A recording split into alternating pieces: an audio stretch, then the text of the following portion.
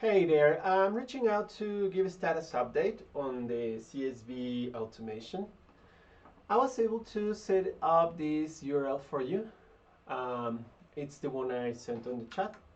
I am adding this video to explain what's up with it. In essence, what we've got here is just the fields that we have to in your output, in your example file. So we have this collection of values, which are the ones that we want to provide into the application. And well, to do so, we are constructing this manual ability to input the data almost as if you were using the website. And to finish this, we might need to double check a couple things.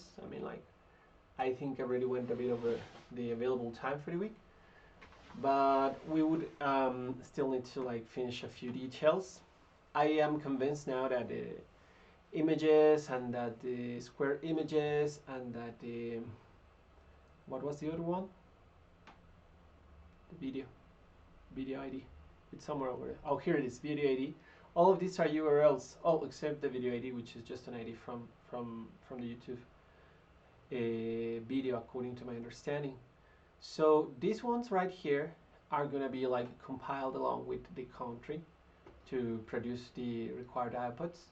And we also have to work a bit on the dates so that it's exactly like this, because it's in a specific format, if you may.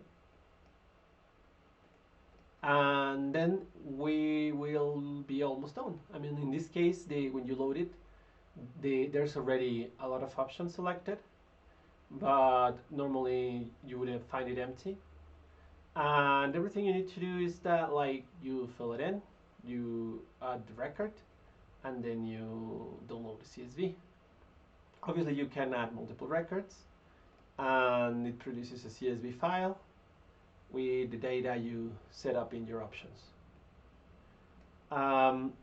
What is still necessary, because obviously this is not ready yet, we have to, that example file, extended example file that you talk about would be great, but in the meantime, if we cannot get our hands on that, we would like to get the dictionaries for the values that we can find in the website in one of these drop-downs. For example, in here, I'm gonna work on this USB-GB as the example provided, but I remember you mentioned you had a list from 172 countries.